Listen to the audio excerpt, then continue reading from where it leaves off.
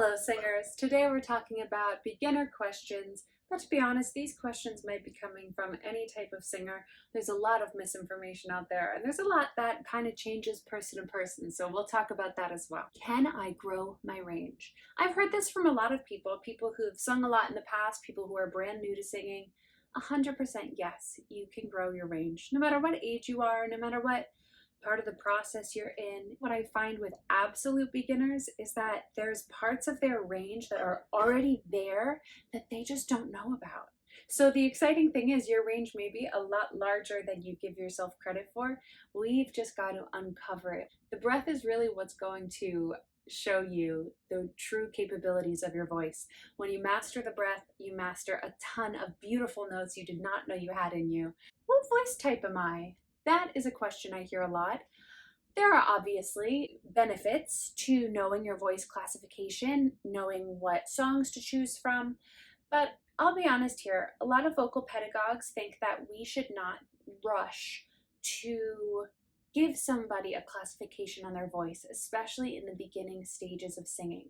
There's a lot that is going to develop, and oftentimes if you get an incorrect diagnosis, let's say, classification, it could really cause harm. You could end up working on things that are not going to cause the best improvement in your voice. I mean, I would find that incredibly frustrating. I think in my early years, I was incorrectly classified as an alto, which is bizarre because I am in no way an alto. I struggle to hit low notes. I just think my chest voice developed before my head voice, and I was put in a room with a lot of other kids that didn't have experience singing at all. So sometimes my developed chest voice was misconstrued for, oh, chest voice, she can sing alto. I can sing some of those notes, but you'd be surprised. Just be open to the reality that classifying your voice is not the most important thing.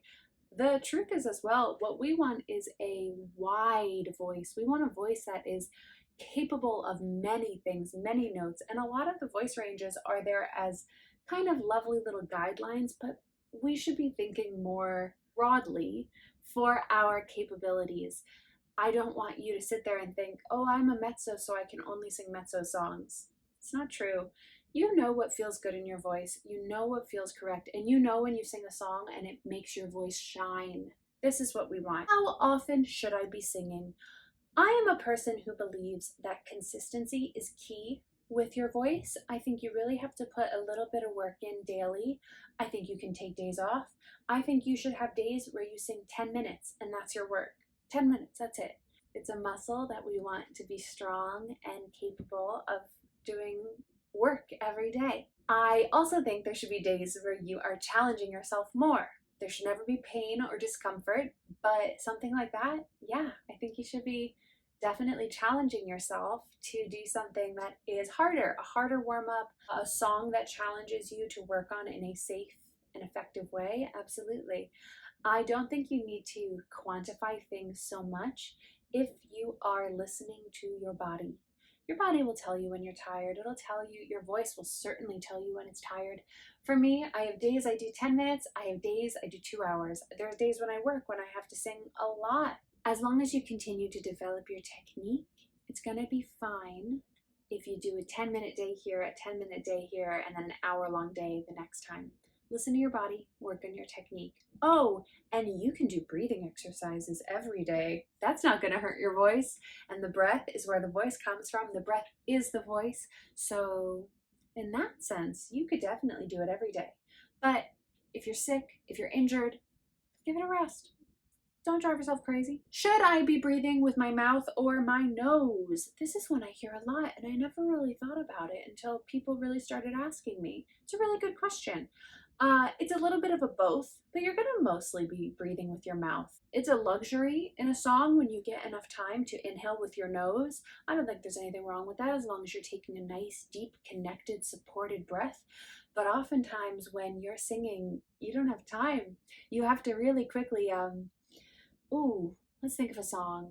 Somewhere over the rainbow, way up high. It's not like I could be like, somewhere over the rainbow.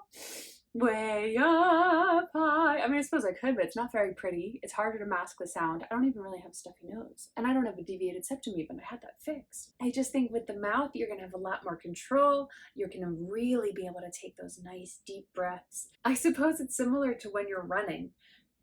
You could breathe out of your nose the whole time, but after a while and you're out of breath, you want your mouth to do the breathing because you're going to be able to breathe a little more, a little easier. And that really comes in handy. So we're going to basically be mouth breathers. I've had some students ask if they can only work on their head voice or only work on their chest voice or their belt. I'm so sorry, but I'm going to tell you no. Even if you don't like singing in your head voice, let's say, and you feel really confident as a belter and those are the types of songs you want to do, a healthy voice is a well-rounded voice. So even if you're not showing people your lovely head voice, developing that is only going to help your belt more. It's only going to help you do a better job at this thing that you love. The same thing goes for when you hit your break, especially for my male students. I see they come to the break and they feel insecure about it, and sometimes they're just like, let's skip over that. No, no, no, no, no. We have to make a strong, healthy voice from top to bottom. We really do. And it's going to give you just so much more freedom.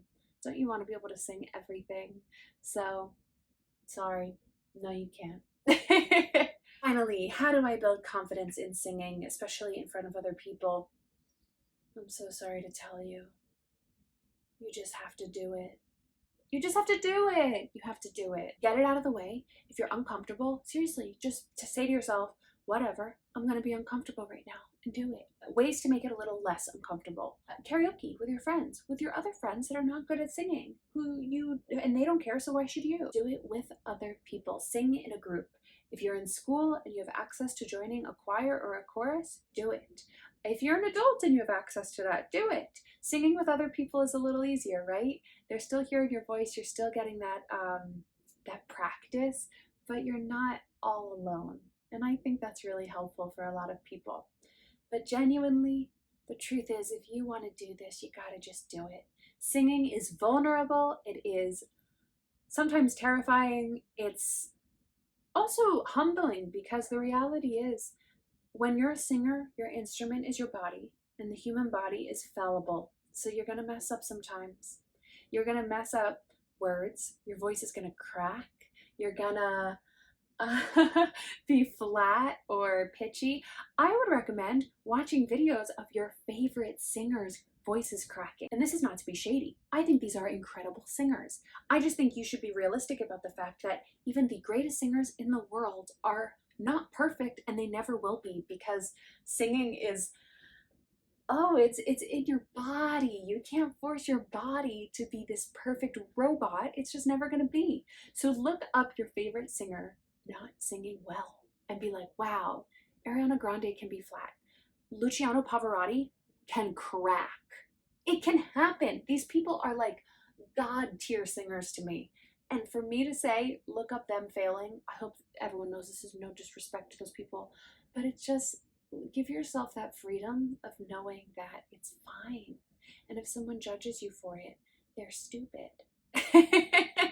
And there's just stupid people in the world. There's nothing I can tell you about them. I can't shield you from them. Stupidity exists. Too bad, huh? If there are any other questions you would like to ask, please ask them in the comments. Reach out. Maybe I'll make a second video. Anything you need, I would love to help. So any suggestions you have, I will take into consideration. Please like, subscribe, comment, all of the above, and keep singing. It makes the world a better place. Thank you. Bye.